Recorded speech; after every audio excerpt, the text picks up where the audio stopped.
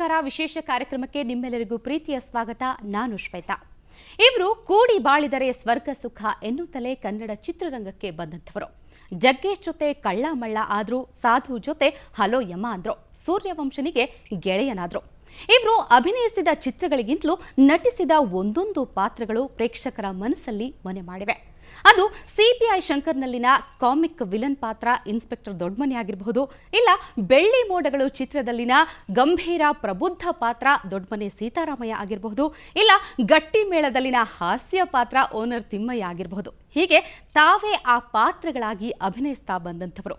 ಇವರು ವಿಲನ್ ಆಗಿಯೂ ಸೈ, ವಿನೋದಕ್ಕೂ ಸೈ. ವಜ್ರಮುನಿ ಸುಧೀರ್ರಂತಹ ಖಳನಟರ ಕಾಲದಲ್ಲೇ ಇವರು ಕೂಡ ಖಳನಟರಾಗಿ ಮಿಂಚಿದ ಇವರು ಕ್ರಮೇಣವಾಗಿ ಹಾಸ್ಯ ನಟರಾಗಿ ರಂಜಿಸುತ್ತಾ ಬಂದಂಥವರು. ಇವರು ಆಕಾರದಲ್ಲಷ್ಟೇ ಅಲ್ಲ, ಇವರ ಕಂಠ, ಇವರ ಪ್ರತಿಭೆ, ಮಾಡಿದ ಪಾತ್ರಗಳು, ಮಾಡಿದ ಸಾಧನೆ ಎಲ್ಲವೂ ಕೂಡ ದೊಡ್ಡದು. 30 ವರ್ಷಗಳಲ್ಲಿ 560ಕ್ಕೂ ಹೆಚ್ಚು ಚಿತ್ರಗಳಲ್ಲಿ ನಟಿಸಿದ್ದಾರೆ. ಹೌದು, ಇಡೀ ಪ್ರಪಂಚಕ್ಕೆ ದೊಡ್ಡಣ್ಣ ಅಂದರೆ ನಾವು ಅಮೆರಿಕ ಅಂತೀವಿ. ಆದರೆ ಕನ್ನಡ ಚಿತ್ರರಂಗಕ್ಕೆ ದೊಡ್ಡಣ್ಣ ಅಂದರೆ ಮತ್ಯಾರೂ ಅಲ್ಲ, ಖಳನಟ, ಹಾಸ್ಯ ನಟ, ಪೋಷಕ ನಟ, ಹಿರಿಯ ಕಲಾವಿದ, ದಿ ಬಿಗ್ ಮ್ಯಾನ್ ದೊಡ್ಡಣ್ಣ ಇವತ್ತು ನಮ್ಮ ಜೊತೆಗಿದ್ದಾರೆ. ದೊಡ್ಡಣ್ಣ ಅವರೇ, ನಿಮಗೆ ನಮ್ಮ ಕಾರ್ಯಕ್ರಮಕ್ಕೆ ದೊಡ್ಡ ಸ್ವಾಗತ. ಧನ್ಯವಾದಗಳು. ದೊಡ್ಡ ಸ್ವಾಗತ ಯಾಕೆ? ನಾನಾಗಲೇ ಹೇಳಿದೆ, ನಿಮ್ಮ ಆಕಾರ, ನಿಮ್ಮ ಕಂಠ, ಪ್ರತಿಭೆ ಎಲ್ಲವೂ ಕೂಡ ದೊಡ್ಡದು. ಈಗ ಸ್ವಾಗತವನ್ನು ಕೂಡ ದೊಡ್ಡದಾಗಿ ಮಾಡೋಣ ಅಂತ. ಸಂತೋಷ. ಬ್ಲ್ಯಾಕ್ ಆ್ಯಂಡ್ ಬ್ಲ್ಯಾಕ್ ಆಗಿ ಫುಲ್ ಮಿಂಚ್ತಾ ಇದ್ದೀರಾ. ಈ ಕಾಸ್ಟ್ಯೂಮ್ ಹಿಂದಿನ ಸೀಕ್ರೆಟ್ ನಾವು ಕೇಳ್ತೀವಿ. ಅದರ ನನ್ನ ಜೊತೆ ಮೊದಲು ಸುವರ್ಣ ಗಲ್ಸಿದ್ರೆ ಇಂಟ್ರೊಡ್ಯೂಸ್ ಮಾಡ್ಕೊಂಡ್ಬಿಡೋಣ. ಓಕೆ, ಹಾಗಾದ್ರೆ ನನ್ನ ಜೊತೆ ಪ್ಯಾನಲ್ ಪ್ರೊಡ್ಯೂಸರ್ ನಾನು ಶ್ವೇತಾ. ನಮಸ್ತೆ. ನಾನು ಭಾವನಾ. ನಮಸ್ತೆ. ನಾನು ಪ್ರತಿಮಾ. ನಾನು ಮಮತಾ. ಓಕೆ, ದೊಡ್ಡಣ್ಣ ಅವರ ಜೊತೆ ಮಾತಿಗಿಳಿಯೋದಕ್ಕೂ ಮೊದಲು ಒಂದು ಸರ್ಪ್ರೈಸ್ ಇದೆ, ಇದನ್ನ ತೆಗೆದು ನೋಡ್ಬೇಕು ನೀವು.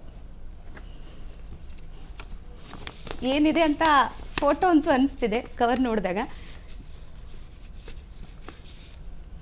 ಓ,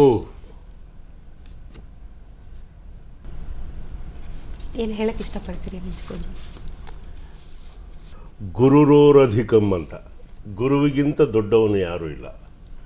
ಯಾಕೆಂದರೆ ಗುರು ಇದ್ದ ಜಾಗದಲ್ಲಿ ಕಾಲ ಅಂದರೆ ಸಾವು ಕೂಡ ಹತ್ತಿರ ಬರೋದಿಲ್ವಂತೆ. ತ್ರಿಮೂರ್ತಿಗಳಲ್ಲಿ ಅತ್ಯಂತ ಶ್ರೇಷ್ಠನಾದವನು ಗುರು. ತ್ರಿಮೂರ್ತಿಗಳ ಜೊತೆ ಗಣಪತಿ ಸೇರಿದ ಮೇಲೇ ಗುರು ಆಗಿದ್ದು. ಹಾಗಾಗಿ ಈ ಗುರು ಇದನ್ನಲ್ಲ, ಗುರುವಿನ ಕರುಣೆ ಒಂದು ಇದ್ದುಬಿಟ್ರೆ ಒಬ್ಬಳು ತಾಯಿಯ ಸುಖನ ಎಷ್ಟರ ಮಟ್ಟಿಗೆ ಅವಳು ಪ್ರೀತಿ ಕೊಡ್ಬೋದು, ತನ್ನ ಮಗನನ್ನು ಅಕ್ಕರೆಯಿಂದ ಪಾಲನೆ ಮಾಡ್ಬೋದು, ಲಾಲನೆ ಮಾಡ್ಬೋದು.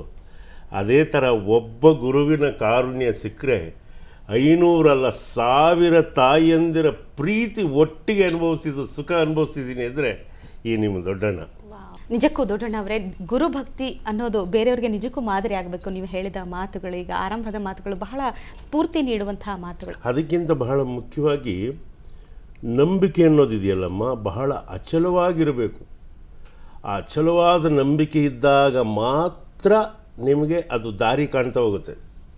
ಇವಾಗ ಹೆಂಗೆ ಅಂದರೆ ಎಲ್ಲ ಫಾಸ್ಟ್ ಫುಡ್ಡು, ಹಿಂಗೆ ಕೈ ಮುಗಿದ ತಕ್ಷಣ ದೇವರು ತಥಾಸ್ತು ಭಕ್ತ ನಿನ್ನ ಭಕ್ತಿಗೆ ಮೆಚ್ಚಿದೆ, ಏನು ಬೇಕು ಹೊರ ಕೇಳ್ಕೊ ಅಂತ. ನನಗೆ ಒಂದು ಕ್ಯಾಬಿನೆಟ್ ಮಿನಿಸ್ಟರ್ ಮಾಡಿಬಿಡ್ಕು ದೇವರೇ ಅಂತ. ಹೌದು ಅಲ್ವ?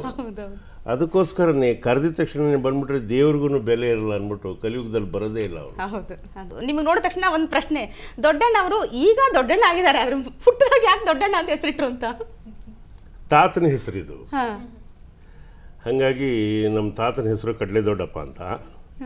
ನಮ್ಮ ತಂದೆ ಹೆಸರು ಹೋಗ್ಬಾರ್ದು ಅಂತ ಅಂದ್ಬಿಟ್ಟು ನಮ್ಮ ಅಪ್ಪ ಏನು ಮಾಡಿದ್ರು, ಕೊನೆ ಮಗ ಅಂದ್ಬಿಟ್ಟು ನನಗೆ ಅವರ ಹೆಸರಿಟ್ರು. ದೊಡ್ಡಣ್ಣ ಅವರು ಬಾಲ್ಯ, ಯೌವನಾವಸ್ಥೆ ಒಂದು ರೀತಿ 30 ವರ್ಷ ಆದಮೇಲೆ ನೀವು ಕನ್ನಡ ಚಿತ್ರರಂಗಕ್ಕೆ ಬಂದವರು. ಆದರೆ ಬಹಳಷ್ಟು ಜನರಿಗೆ ನಿಮ್ಮ ಬಾಲ್ಯ ಹೇಗಿತ್ತು, ನೀವು ಕಾಲೇಜ್ ಡೇಸಲ್ಲಿ ಏನು ಮಾಡಿದ್ರಿ, ಕಲ್ತಿದ್ದೀರಿ ಏನೂ ಗೊತ್ತಿಲ್ಲ. ಕಾಲೇಜು ಅಂತಂದರೆ ಏನಿದ್ರು ಬರೀ ದೂರದಿಂದ ನೋಡಿದ್ದೆ ಕಾಲೇಜು. ಆ ಮೆಟ್ಲು ಹತ್ತಕ್ಕಾಗಲಿಲ್ಲ ನಾವು. ಖಂಡಿತವಾಗ್ಲೂ ಹಿಂದೆ ಇದ್ವಿ. ನಾವೆಲ್ಲ ಗೌರ್ಮೆಂಟ್ ಶಾಲೆಯಲ್ಲಿ ಓದೋರು.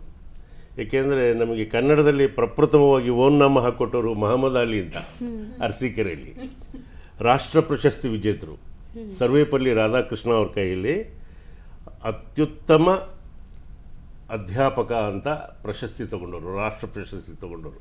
ಹಾಗಾಗಿ ನಮಗೆ ಕನ್ನಡದ ಓನ್ನಾಮ ಕೊಟ್ಟಿದ್ದ ಗುರು ಮೊಹಮ್ಮದ್ ಅಲಿ ಅಂತ ಹೇಳ್ಕೊಳ್ಳೋದಕ್ಕೆ ನನಗೆ ತುಂಬ ತುಂಬ ಹೆಮ್ಮೆ ಅನಿಸುತ್ತೆ. ಆಗಿನ ಫ್ರೆಂಡ್ಸ್ ಈಗ ನೆನಪಿದಾರ? ತುಂಬ ಜನ ನೆನಪಿದ್ದಾರೆ, ಯಾಕೆ ನೆನಪಿಲ್ಲ? ಇವತ್ತೂ ಸಹಿತ ಆ primary school, middle school, high school ಮತ್ತು ನಾವು ಏನು ಕೆಲಸ ಮಾಡುವಂಥ ಜಾಗದಲ್ಲಿ ಇರ್ತಾರಲ್ಲ ಸ್ನೇಹಿತರು, ಆತ್ಮೀಯರು ಅಂತ, ಅವರೊಬ್ಬರಿಗೆ ರೈಟ್ಸ್ ಇರೋದು ನಮ್ಮನ್ನು ಏಕವಚನದಲ್ಲಿ ಕರೆಯೋದಕ್ಕೆ. ಹಂಗಾಗಿ ಇವತ್ತೂ ಸಹಿತ ಯಾವನಾನು ನಮ್ಮನ್ನು ಏಕವಚನದಲ್ಲಿ ಕರೆದಾದ್ರೆ ತಕ್ಷಣ ತಿರುಗಿ ನೋಡ್ತೀವಿ, ಫ್ರೆಂಡ್ಸ್ ಇರ್ಬೋದು. ಯಾವನೋ ನನ್ನ ಹಳೆ ಸ್ನೇಹಿತ ಇರ್ಬೋದು ಅಂತ. ದೊಡ್ಡಣ್ಣ ಅವ್ರು ಎಲ್ಲಿವರೆಗೂ ಕಲ್ತಿದ್ದಾರೆ ಹಾಗಾದ್ರೆ ಅಂತ? ಅಮ್ಮ, ನಾನು SSLC ಓದೆ ಕಣಮ್ಮ. ಆಮೇಲೆ ಎಷ್ಟೆಷ್ಟೋ ಕಷ್ಟಪಟ್ಬಿಟ್ಟೆ. ಅವಾಗೆಲ್ಲ ಪಾರ್ಟ್ ಸಿಸ್ಟಮ್ ಇತ್ತು. ಪಾರ್ಟ್ ಸಿಸ್ಟಮ್ ಅಂದರೆ first part, second part, third part, fourth part ಅಂತ. 4 ಪಾರ್ಟು ಫೇಲ್ ಆಗಿಬಿಟ್ಟೆ. ಸರಿ, ಇಬ್ಬರಂದಿರು ಸಹಿತ ಚೆನ್ನಾಗಿ ಓದಿದ್ರು. ಸರಿ, ನಮ್ಮಮ್ಮನ ಕ್ಯಾಲ್ಕುಲೇಷನ್ ಅಂದ್ರೇನು, ಸದ್ಯಕ್ಕೆ ದೇವ್ರ ದಯದಿಂದ ನೀನು ಫೇಲ್ ಆದಲ್ಲ ಬಿಡಪ್ಪ, ದನ ಕಾಯಕ್ಕೆ ಯಾರೂ ಇಲ್ಲ, ಆರಾಮಾಗಿ ದನ ಕಾಯ್ಕೊಂಡು ಮನೇಲಿ ಇದ್ಬಿಡು ಅನ್ನೋಷ್ಟ್ರ ಮಟ್ಟಿಗಿತ್ತು. ಕೊನೆ ಮಗ ಅಂತ ತುಂಬಾ ಮುದ್ದು ಮಾಡಿದ್ರು. ತುಂಬ ಮುದ್ದು. ಶಿಕ್ಷೆನೂ ಹಂಗೆ ಇತ್ತು, ಮುದ್ದು ಹಂಗೆ ಇತ್ತು. ನೀವು ಖಳನಟರಾಗಿ ಮಿಂಚಿದ್ರಿ. ನಿಮ್ಮ ವಾಯ್ಸ್ ಕೇಳ್ತಾ ಇದ್ರೆ ಕಂಚಿನ ಕಂಠದ ಹಾಗೆ ಆರ್ಭಟಿಸಿದ್ರಿ. ಹಾಸ್ಯ ನಟರಾಗೂ ಮಿಂಚಿದಿರಿ ನೀವು. ಶಾಲಾ ದಿನಗಳಲ್ಲಿ ಹೇಗಿದ್ರಿ? ತುಂಬಾ ಹಾಸ್ಯ ಮಾಡ್ತಿದ್ರೆ ಇಲ್ಲ ಖಳನಟನಾಗಿ ಆರ್ಭಟಿಸ್ತಿದ್ರು? ಖಳನಟ ಅಂತಂತಂದ್ರೆ ಕಳತನ ಏನು ಇರ್ತಿರ್ಲಿಲ್ಲ ಅಲ್ಲಿ. ಖಳನಟನ ಮಾಡೋಕ್ಕಾಗ್ತಿರ್ಲಿಲ್ಲ. ನಮ್ಮ ಜೀವನ ಪ್ರಾರಂಭ ಆಗಿದ್ದೇನು ಅಂತಂತಂದ್ರೆ ಕ್ಷೇತ್ರದಕ್ಕಾಗಿ ಅಂತ ಒಂದು ನಾಟಕ. ನಮ್ಗೆ ಅವಾಗ ಹೆಡ್ ಮಾಸ್ಟರ್ ಸಿದ್ಧಲಿಂಗಮೂರ್ತಿ ಅಂತ ಇದ್ರು. ಅವಾಗ ಅವ್ರೇನು ಮಾಡಿದ್ರು, ಒಳ್ಳೆ ಗ್ರೇಸ್ ಟಕರ್ ಅಂತ ಇವರು ವಿದ್ಯಾಮಂತ್ರಿಗಳು ಬರ್ತಾ ಇದ್ದಾರೆ, ಹಂಗಾಗಿ ಅವ್ರಿಗೆ ಬಂದಾಗ ಒಂದು ಒಳ್ಳೆ ನಾಟಕ ಆಡಿ ಶಾಲಾ ವಾರ್ಷಿಕೋತ್ಸವ ಇದು ಮಾಡಬೇಕು ಅಂತ ಅವಾಗ ಪ್ರಿಪೇರ್ ಮಾಡಿದ್ರು. ಯಾರಿಗೆ ಕೊಡಬೇಕು ಹೆಣ್ಣು ಪಾತ್ರ ಅಂದಾಗ ನನಗೆ ಕೊಟ್ಟಿದ್ರು. ನಮ್ಮ ತಂದೆ ಪಾತ್ರನ ಶಿವಕುಮಾರ್ ಅಂತ ಒಬ್ರು ಇದ್ರು, ಅವ್ರು ಇವಾಗ ಎಲ್ಲಿದ್ದಾರೆ ಅಂತ ಗೊತ್ತಿಲ್ಲ, ಅವರು ಕೊಟ್ಟಿದ್ರು. ಫಸ್ಟ್ ಟೈಮ್ ನಾನು ರಾಗಿಣಿ ಅಂತ ಮಾಡೋದು. ಅದು ಎಷ್ಟು ಮಟ್ಟಿಗೆ ಸಕ್ಸಸ್ ಆಗಿತ್ತು ಆ ಪಾತ್ರ ಅಂತಂತಂದ್ರೆ ಸರ್ನೇಮ್ ರಾಗಿಣಿ ಅಂತಾನೆ ಕರೆಯೋರು ಎಲ್ಲ. ಒಂದು ಸರಿ ನಮ್ಮಮ್ಮ ನನ್ನ ನಾಟಕ ನೋಡಿದಾಗ ತುಂಬಾ ಖುಷಿ ಆದರು. ನನ್ನ ಮಗ ಚೆನ್ನಾಗಿ ಮಾಡ್ತಾನೆ ಅಂತಂತಂದರು. ನಾನು ಫಸ್ಟ್ ಟೈಮ್ ಸಿನಿಮಾದಲ್ಲಿ ಪಾತ್ರ ಮಾಡಿದಾಗ ನಮ್ಮಮ್ಮನ ಕರ್ಕೊಂಡೋಗಿ ತೋರಿಸಿದೆ.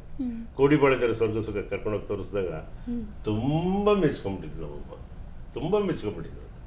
ಹಾಗಾಗಿ ಆ ಸುಖ ಹೆಂಗೆ ಹೇಳೋದು, ಅದಕ್ಕೇನೆ ಎಷ್ಟು ಮುದ್ದು ಮಾಡಿದ್ರು. ನನಗೆ ಅವಾಗ ಮದುವೆ ಆಗಿತ್ತು. ಮದುವೆ ಆದ್ರೂ ಸಹಿತ ಊರಿಗೆ ಅರ್ಸಾದ್ರು ತಾಯಿ ಮಗ ತಾನೆ, ನನ್ನ ಮಗ ಎಷ್ಟು ಚೆನ್ನಾಗಿ ಮಾಡೋನೆ ಅಂತ. ಹಂಗಾಗಿ ಒಳ್ಳೆ ಘಟನೆ ಅದು. ನಿಜಕ್ಕೂ ದೊಡ್ಡಣ್ಣವರು ಬಾಲ್ಯಕ್ಕೆ ಹೋಗ್ಬಿಟ್ಟಿದ್ದಾರೆ. ಈಗ ಒಂದು ಗಿಫ್ಟ್ ಕೊಡುವಂಥ ಸಮಯ ಇದು. ನೋಡಿದ ತಕ್ಷಣ ಮತ್ತೆ ಬಾಲ್ಯ ನೆನಪಾಗಬಹುದು ಅಂತ ಅನ್ಸುತ್ತೆ. ನೋಡಿ ಏನಿದೆ ಅಂತ ಗೆಸ್ ಮಾಡ್ಬೋದಾ? ಇಷ್ಟು ಚಿಕ್ಕ ಬಾಕ್ಸ್ ಇದೆ, ಅದರಲ್ಲಿ ಏನಿರ್ಬೋದು ಅಂತ? ಅಮ್ಮ ಹೆಂಗಮ್ಮ ಹೇಳೋದು, ನಾನೇನು ಮಾಯಲ್ಲಿ ಮರಾಠಿ ಆಗಿದ್ರೆ ಒಳಗಡೆ ಏನಿದೆ ಅಂತ ಹೇಳ್ಬಿಡ್ಬೋದಾಗಿತ್ತು. ನಿಮಗೆ ಸಿಹಿ ತುಂಬಾ ಇಷ್ಟನೋ ಖಾರ ತುಂಬಾ ಇಷ್ಟನೋ? ಮುಂಚೆ ಖಾರ ತುಂಬ ಇಷ್ಟ ಆಯಿತು. ಯಾವಾಗ ಸಕ್ಕರೆ ಕಾಯಿಲೆ ಬಂತು ಅವಾಗ ಸಿಹಿ ತುಂಬ ಇಷ್ಟ ಆಗತ್ತೆ.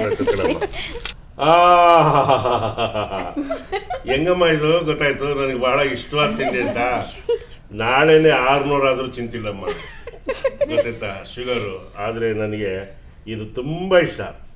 ಏನದು ಹೇಳ್ಬಿಡಿ ಒಂದ್ಸರ್ತಿ ವೀಕ್ಷಕರಿಗೆ. ಇದು ಗಿಣ್ಣ. ಹೆಂಗ್ ತಂದ್ರು, ಯಾರು ಹೇಳ್ಕೊಟ್ರು? ಲವರ್ ಹೇಳಿದ್ರು. ಅದು ಸುವರ್ಣ ಹೇಳಿದ್ದ. ಹೌದು. ಅವ್ಳಿಗೆ ಹೇಳ್ತೀನಿ ಇನ್ನೊಂದ್ಸತಿ, ನನ್ ಗುಟ್ಟು ಏನು ಬಿಟ್ಕೊಳ್ಬಿಡ.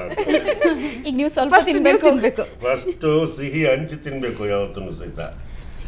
ಹೇಗ್ ಮಾಡೋದು ಇದನ್ನ ಗೊತ್ತಿದ್ಯಾ ನಿಮ್ಗೆ? ಖಂಡಿತ ಗೊತ್ತಿಲ್ಲ. ನಮ್ಮ ಮಾತ್ರ ತಿನ್ನೋದು ಮಾತ್ರ ಗೊತ್ತು. ಓಕೆ, ನಿಮ್ಮ ಜೊತೆ ಇನ್ನೂ ಬಹಳಷ್ಟು ಮಾತಾಡ್ತಿದ್ದೆ. ದೊಡ್ಡಣ್ಣ ಅವರಿಗೆ ಗಿಣ್ಣ ಕೊಟ್ಟಿದ್ದೀವಿ, ತಿಂತ ಎಂಜಾಯ್ ಮಾಡ್ತಾ ಇರಲಿ. ಅವರ ಬಾಲ್ಯ ಜೀವನಕ್ಕೆ ಹೋಗ್ಬಿಟ್ಟಿದ್ರು. ಜೊತೆಗೆ ಅವರು ಖಳನಟರಾಗಿ ಚಿತ್ರರಂಗಕ್ಕೆ ಎಂಟ್ರಿ ಪಡೆದಂಥವ್ರು. ಆದರೆ ನಂತರ ಹಾಸ್ಯ ನಟರಾಗಿ ಮಿಂಚಿದ್ರು. ಈ ಖಳನಟನ ಆರ್ಭಟದಿಂದ ಹಾಸ್ಯ ನಟನ ತುಂಟಾಟಕ್ಕೆ ಪರಿವರ್ತನೆ ಆಗಿದ್ದು ಹೇಗೆ ಅನ್ನೋದನ್ನ ತಿಳ್ಕೋಣ. ಅದಕ್ಕೂ ಮೊದಲೊಂದು ಸಣ್ಣ ಬ್ರೇಕ್.